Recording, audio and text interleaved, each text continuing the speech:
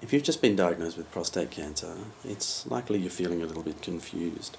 There's a lot of information to take in, and it's very important that you take the time that you need to understand where you are, as this will affect any decisions that you're about to make. In this presentation, we'll be looking at the grade and stage of prostate cancer for localised disease. The first thing that we do as urologists is classify the disease, and this information is really gained from the prostate biopsy, and also we look at the PSA tests. As a patient, the first step in choosing the treatment is to get a good idea of your disease and what your risk is, because not all prostate cancers are the same. Some can be very slow growing, low risk cancers that really don't pose an immediate threat to you, whereas others can be a bit more difficult and harder to cure and to treat, and you may have more than one option. Because of that, you need to know exactly where you are. The tool that the urologists use is the grade and the stage. The grade is an indication of the aggression of the cancer, and the stage tells us how much cancer you have. And we'll look at those in a little bit more detail.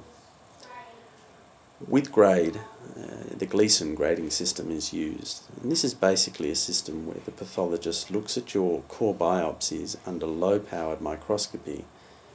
And under low-powered microscopy, we're looking at the interactions of the cells and how they organise themselves. I'll show you a picture in a minute which makes a bit more sense. A low-grade cancer essentially still looks like normal prostate glands, whereas a higher-grade cancer does not. We look in the two areas that are most common in each core, give them a score out of 5 and add them together. This is what gives us the typical Gleason grade. This slide shows us what that looks like to the pathologist under a microscope, with 1 on the left going through up to a 5 on the right. What you can see in this area with 1 is that the glands are still very much like normal prostate tissue, in that the cells are organised into little circles or cygnets, and these produce fluid, which is what the prostate does. As we move across, we move over to 2, you start to see that these glands are starting to become occasionally a little bizarre, a bit more disorganised, and not quite so close together, a little less coherent, so it's not working in the same way that normal tissue does.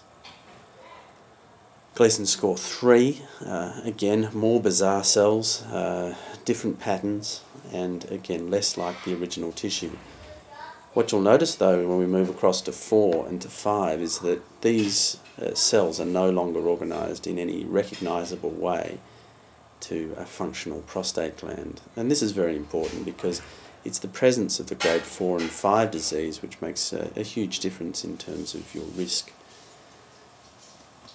So to look at a typical sort of example where we may have a Gleason 7, we've got some 3 and some 4, and you can see that some of those 3s will actually look a lot like normal prostate tissue, whereas some of the 4s will look nothing like it and actually be very aggressive. And therefore, even within the Gleason grading system, you can have 7s and you can have other 7s. So we look at the percentage of grade 4 within a 7 is an important prognostic indicator. So as an example, some grade 3, some grade 4, the amount of the higher grade 4 determines a risk. In this case, a 3 plus 4, which is only 10% grade 4, is much less aggressive than a Gleason 7, 4 plus 3, which is 80% grade 4. So if you have Gleason 7 disease, you need to know your percentage of grade 4 to assign a proper risk. Obviously, if your disease is not as active as this, and you have a Gleason 6, this will be 3 plus 3. A Gleason 5 will be 3 plus 2. And it's not quite so critical what the percentages of each of those are. The stage is an indication really of the volume and the amount of cancer. And if you like, this is really an indication of how early you've picked it up. A very small Gleason 8 tumour might be highly curable, but a Gleason 6, which is extended beyond the prostate or into the lymph nodes, may not be. With early detection, we've certainly seen a significant downstaging of prostate cancer, and most of the disease that we see now is either T1 or T2. T1 disease means you really can't feel anything, so your disease has been picked up only because you had a PSA test done.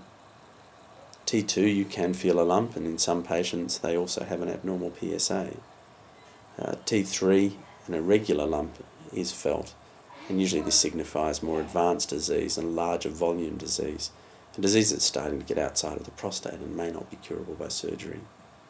You may read an A, B, C suffix when you read about prostate cancer, and these are used to further describe the increasing disease. A is less than half of one side of the prostate, B is half of the prostate, and C is on both sides. So looking at that in a pictorial context, if you look on the left-hand side, stage 1, T1C it tends to be called, is this very small volume disease, which was only found because you had a PSA test. Stage 2, just below that, is a larger disease, and that may be the same disease as would have been found in stage 1, but just picked up a little later. The important thing for a urologist is that once the disease becomes palpable, it becomes harder to recommend that we preserve the nerves that supply erections. So for us, early detection is quite important if you want to try and keep erections. For stage 3, this is disease that can be hard to cure because it can go beyond what you can physically resect. And stage 4 disease is disease which is no longer curable. So just to recap, it stages how much disease is present. Stage 1 and 2 are really highly curable, and thankfully most of our disease is like this.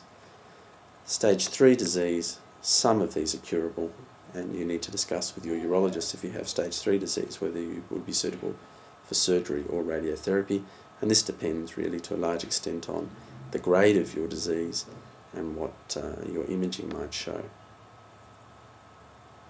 So 1 and 2 is what we really want to be seeing. Stage also looks at lymph nodes, which we often assess by CT or an MRI scan, and the bones can be assessed by a bone scan, although we would not normally do a bone scan unless the PSA level was over 10 or there was high-grade disease. So you should know from your urologist at this stage what your staging grade is.